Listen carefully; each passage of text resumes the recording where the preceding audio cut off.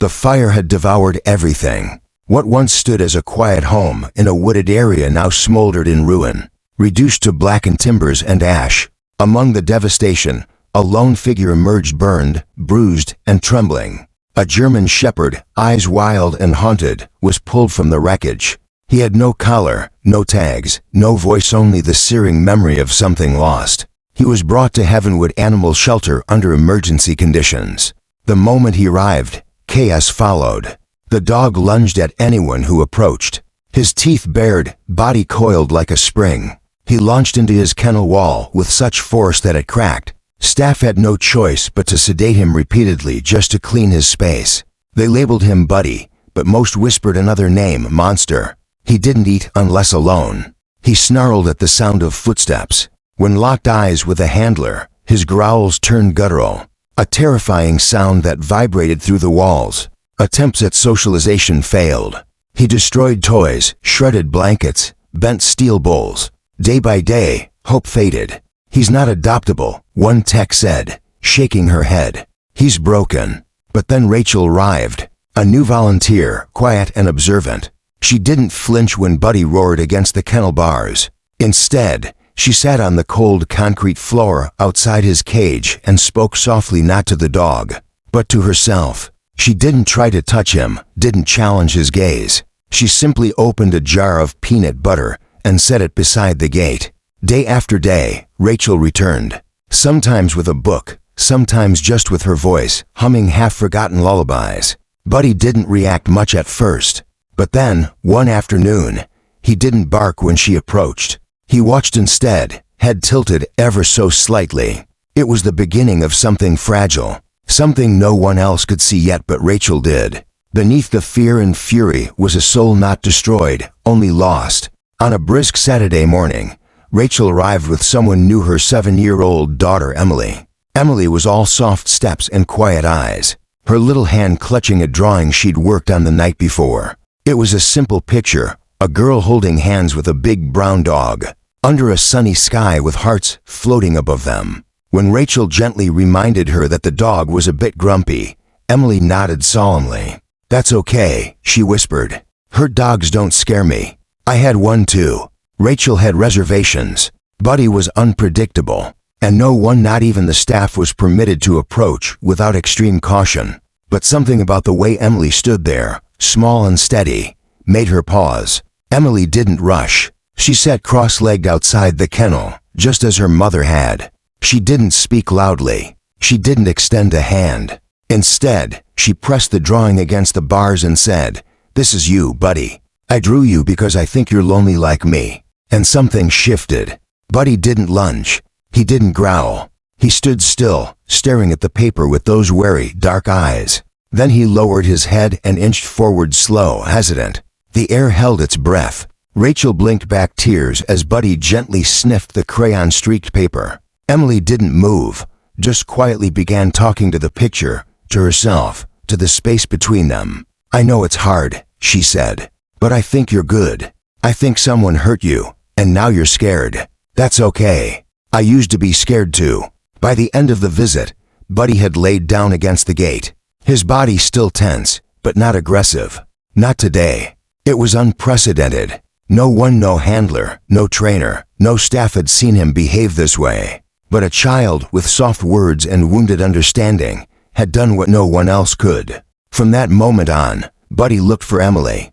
His ears perked at her voice, his eyes followed her movements. When she returned the next day, with a well-loved stuffed animal, a faded gray bunny, he accepted it, gently, between his teeth. The shelter's lead vet, observing the interaction, said under his breath, "This dog isn't broken. He's grieving." And for the first time in months, hope returned to Heavenwood. Days passed, and each morning, Buddy waited by the gate. Not for food, not for the handlers, for her. Emily came like clockwork after school, every day. Her presence transformed the air in the shelter from sterile and tense to something soft and hopeful. Where once there was growling and sedation, there was now quiet pacing, gentle tail wags, and the occasional, cautious bark that sounded less like warning and more like curiosity. Rachel watched as her daughter did what no adult had been able to do. Emily spoke little, but she offered consistency. She brought picture books and read aloud through the bars. She sat quietly when Buddy seemed anxious. She never reached through unless he came close, and even then, her touch was featherlight. One afternoon, as the sky turned gold, Rachel knelt beside Emily, holding a small brush. "Want to try?" she asked. Emily nodded, eyes shining with hope. She opened the kennel gate. Staff held their breath, their hands near tranquilizers, just in case. Buddy didn't charge. He didn't cower. He simply walked to Emily, nudged her hand with his nose, then turned around and sat presenting his back. Rachel guided Emily's hand as the brush moved through Buddy's thick fur.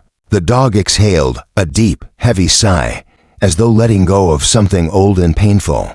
That was the moment the walls fell. From then on, Buddy allowed Emily inside the kennel. He accepted her touch. He curled up near her when she sat reading. His body finally relaxed, uncoiled from the tension that had lived in his muscles for so long. He even tolerated Rachel, letting her change his water or bring him food, though it was always Emily he looked for first. His transformation stunned the staff. The animal once labeled a lost cause now responded to his name.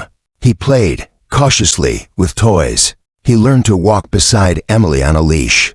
Not every interaction was perfect. There were still triggers, loud noises, and strangers that made him retreat, but he no longer lived in constant defense. One day, Emily arrived with a plastic medallion on a red string. "For you," she said, hanging it gently round Buddy's neck. "You're not scary. You're brave."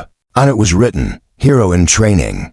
In the eyes of a child, Buddy had never been broken, only waiting to be seen.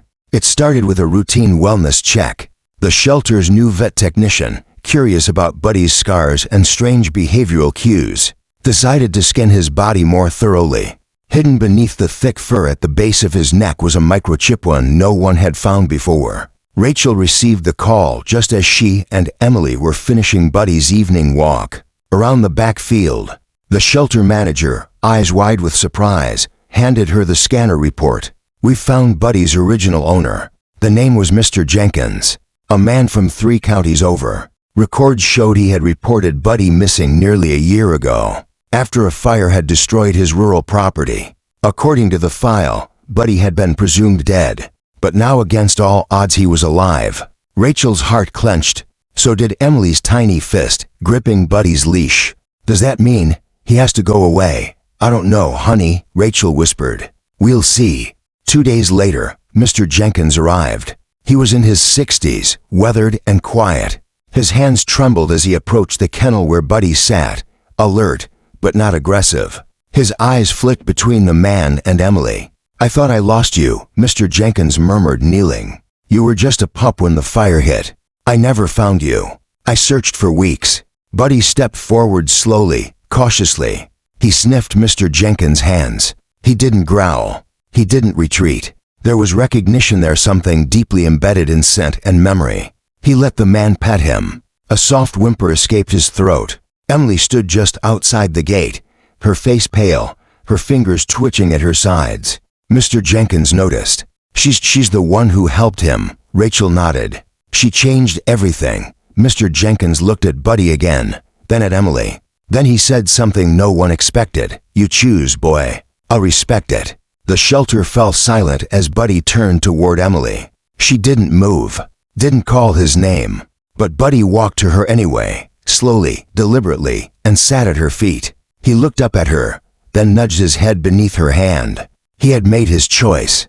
Mr. Jenkins smiled, eyes glistening. "He's not my dog anymore. He's hers." Rachel blinked back tears. Emily crouched down and wrapped her arms around Buddy's neck. "I told you," she whispered to him, "you're home." It began as an ordinary Saturday morning. The sun spilled across the kitchen table where Emily sat, drawing Buddy in bright crayons, his plush toy tucked beside her. Rachel was folding laundry, humming along to a song on the radio. Buddy lay near Emily's feet, half dozing but always watchful. Then the phone rang. Rachel stepped away to answer, her back turned for no more than 2 minutes. When she returned, Emily was gone. At first, she thought Emily had gone out to the yard, but the gate was still bolted, her bike untouched, the front door ajar. Panic surged through Rachel's chest like ice. "Emily," she shouted. "Emily." No answer. But Buddy was already up. Ears pricked, nose twitching, his muscles tight like coiled springs. Without hesitation, he bolted out the door, nose to the ground, tail stiff as a rod. Rachel didn't question it, she followed. They moved like shadows through the streets, Buddy weaving through alleys and sidewalks, pausing only to reorient himself. They reached a busy intersection where Buddy stopped cold, barking sharply. A woman nearby gasped, "That dog. I saw him with a little girl about 20 minutes ago." She was crying, being pulled by a man into a white van.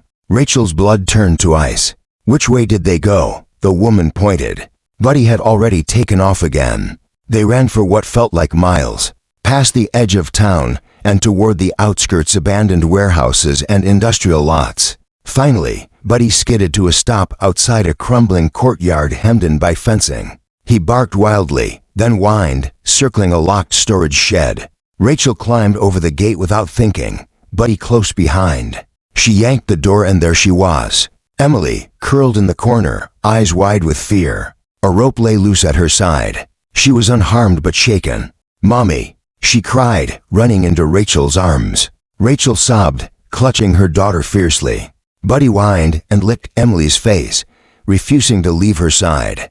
Police arrived minutes later. The suspect had vanished, but evidence found in the van led to his arrest 2 days later. He had a record, a history, but thanks to Buddy, he hadn't succeeded this time. The news spread quickly. The once feared dog from the shelter was now a local hero.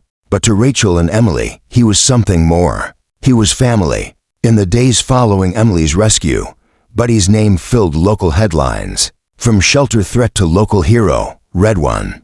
The dog who saved a life and healed his own, said another. But for Buddy, the attention didn't matter. What mattered was Emily, safe, home, and happy. He never strayed far from her side again. The mayor invited Buddy to City Hall for a community recognition event. Emily, still shy but glowing with pride, led him up the steps while the crowd applauded. A ribbon of blue and gold was gently placed around his neck, and the mayor bent down to speak into the microphone. "This isn't just a dog," he said, voice thick with emotion. "This is what compassion can do, what love can build." The shelter that once labeled Buddy as unadoptable received a flood of visits and donations in his honor. Volunteers shared his story with every prospective adopter, and the number of successful adoptions tripled in the following months. Dogs once overlooked, just like Buddy, were given second chances and found homes.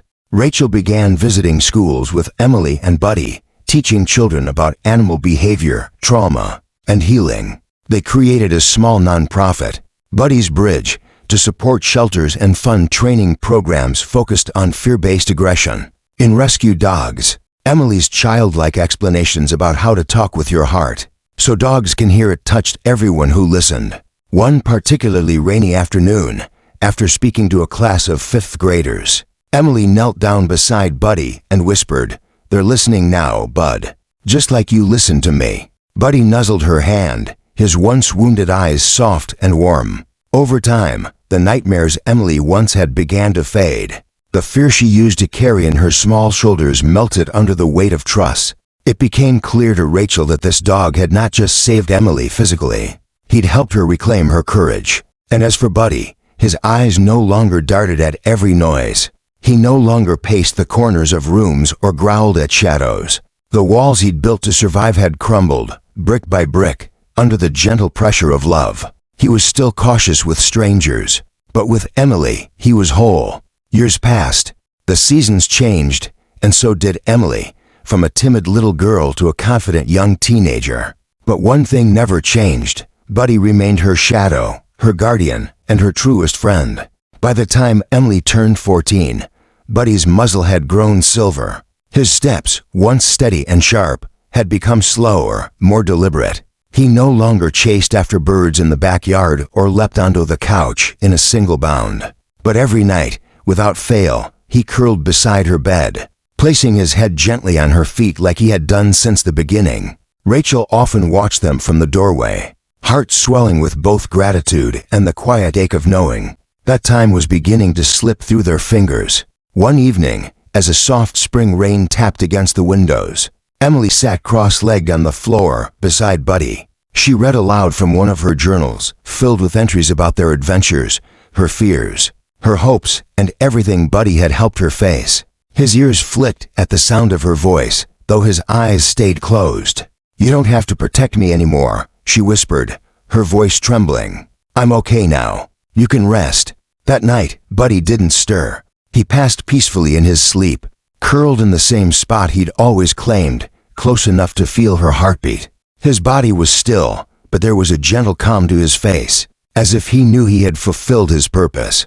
The days that followed were filled with tears, not just from Emily and Rachel, but from neighbors, shelter workers, and children who had come to know the legend of Buddy. A small ceremony was held beneath the old oak tree in their yard. Emily placed his favorite plush toy, the one he'd accepted from her all those years ago, beside the stone that marked his resting place. Inscribed beneath his name were the words Emily had once whispered to him. "You listened with your heart.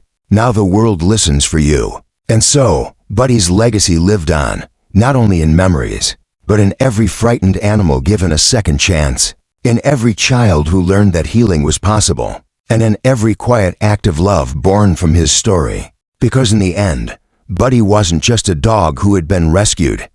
He was a rescuer, a friend, a soul who had been broken and made whole again by love. Years after Buddy's passing, Emily stood beneath the same oak tree where his story had ended. Now older, stronger, and with her own rescued dog by her side.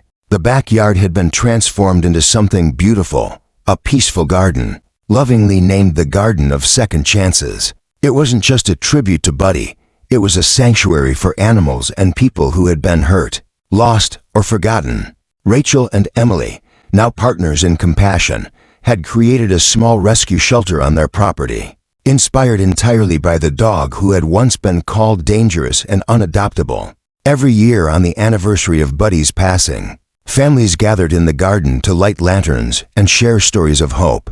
His photo, a framed image of the moment he and Emily first locked eyes, hung on the garden gate. Beneath it, etched into a wooden plaque, were the words that had become the heartbeat of everything they'd built. "Even the most wounded hearts can teach us how to love." And somewhere in that garden breeze, among the rustling leaves and the soft thump of paws in the grass, it almost felt like Buddy was still there, watching, guarding, loving. Forever.